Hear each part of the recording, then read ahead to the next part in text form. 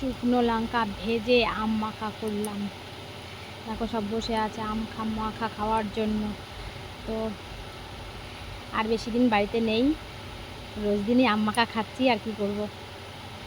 ভেবেছিলাম পাকা আমও খেতে পারবো না, তো কিন্তু পাকা আমও খাওয়া শুরু হয়ে গেছে।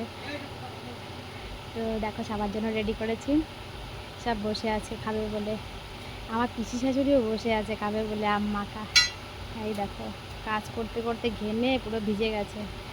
আর এই দেখো আমার পিসি শাশুড়িও বসে আছে, দুইজনে খাবে বলে বসে আছে।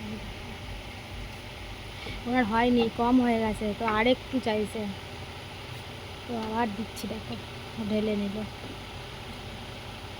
তো আরেকজনও মিস্ত্রি আছে, একটু পরে খাবে, তারটা গুছিয়ে রেখেছি। তো দেখো দুজনে খাওয়া শুরু করে দিয়েছে। আম মাখা কে কে খাইতে না ভালোবাসে বলো, সবাই ভালো লাগে খেতে।